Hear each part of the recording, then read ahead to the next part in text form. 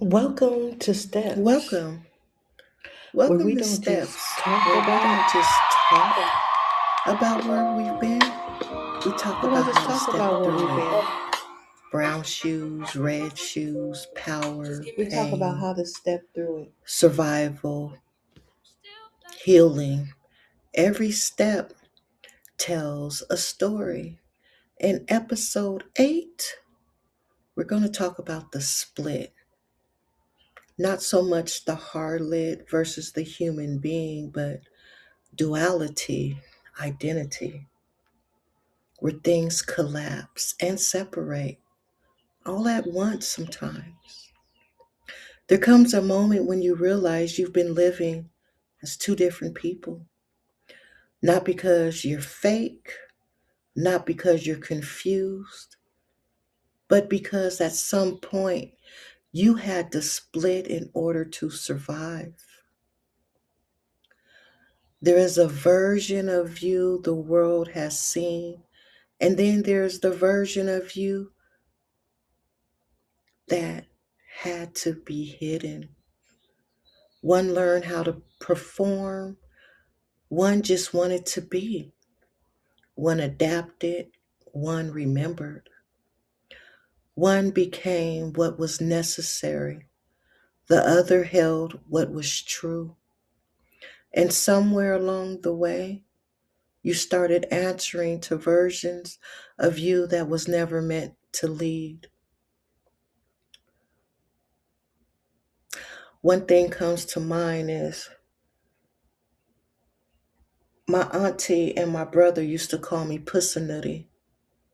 And when I got older, around 40 years old, I thought about how that resonated on my psyche, on the phenomenon of who I wanted to be, who I became, and what I chose to become at any given moment because of situations that I was in situationally, right? Labels, labels, too early, too much, too fast, too emotional, too sexual, too hard, too distant. They named your behavior. They named your pain, my pain. I do this podcast because not only it about me, but it's about you. It's about our women, our men who don't have a voice, that are shamed, that are embarrassed, that are hurt, that are still navigating duality and personality. We see a lot of our men being genderized and queerized, and yeah, I made up that word, right? But it's pain and lost identity, what it means to be a man, does it mean to be a woman, how does that look, how does it show up on a day-to-day basis in school, in these institutions of learning that are designed to break and mold.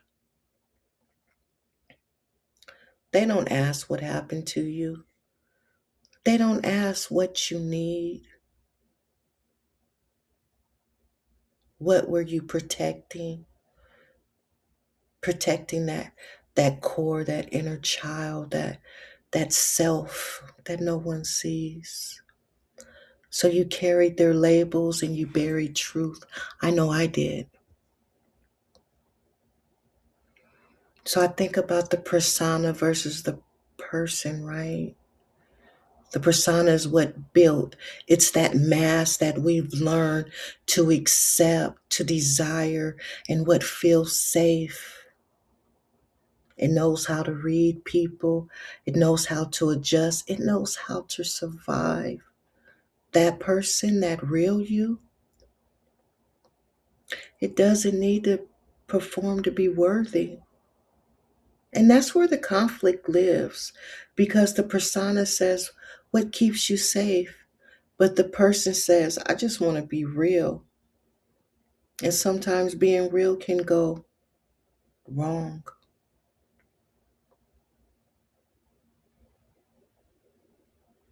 Survival versus sacred.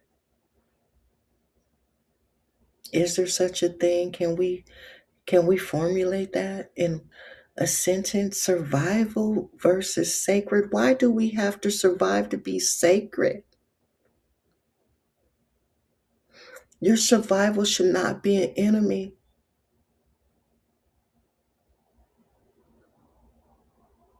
Protecting you, adapted for you, kept you moving when you didn't have options. Survival, sacred, the sacred self. The part of you that was never broken, the part that knows the truth, feels deeply, recognizes alignment. And when those two are out of sync, you feel confused, exhausted, and disconnected from yourself. I'll say it again. Formulating a sentence where survival versus sacred, it shouldn't even come up. And then we move into living in the split. Living in the split that feels like being present but not fully there, escaping the body of nowhere, being seen but not being known, known for the purity, for the innocence, being desired but not understood, the split. You know, it feels like I'm here, but this isn't really me, or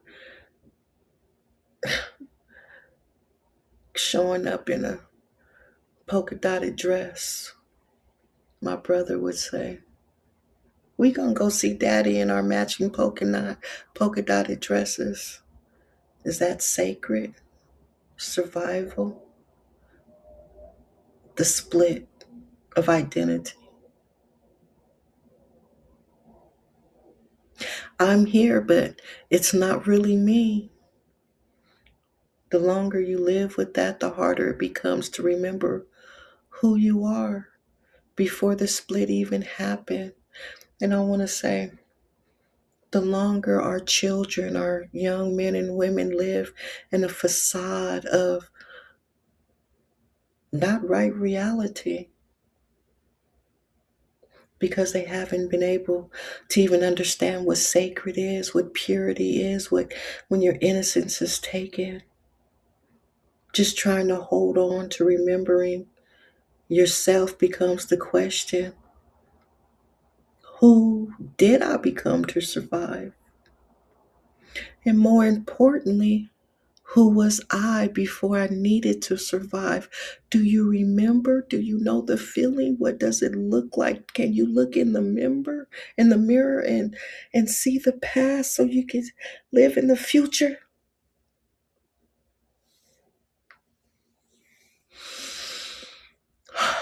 Before the labels, before the roles, before the performances of just showing up, there was a version of you that didn't question worth, that didn't need to prove value, that didn't confuse attention with love. Are you there? Are you still here? Integration, not rejection.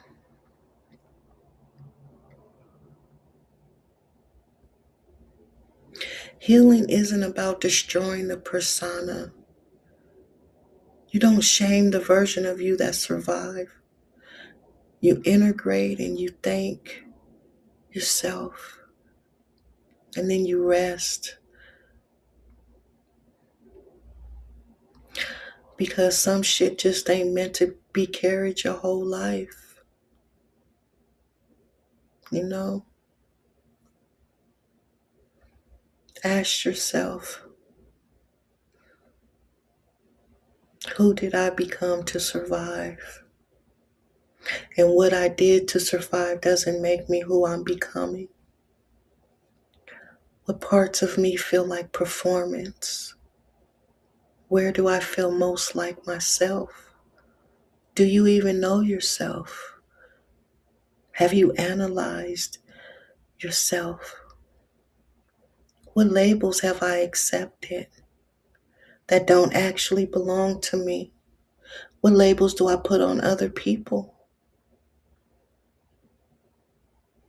And who am I when I'm not trying to be nothing at all? Can I just be the child of God and be in God's grace? Can you? Or will you? Won't you? Do you? Do you understand the words coming out of my mouth that loving yourself is more important than wearing a mask? I am not the label. I am not the role. I am not the version of me that was created out of fear. I am the one who remembers. I am the one who feels. I am the one who knows. I am the one who chooses to come back to right reality, my right reality, taking full accountability and accepting who I am fully and honestly without splitting anymore.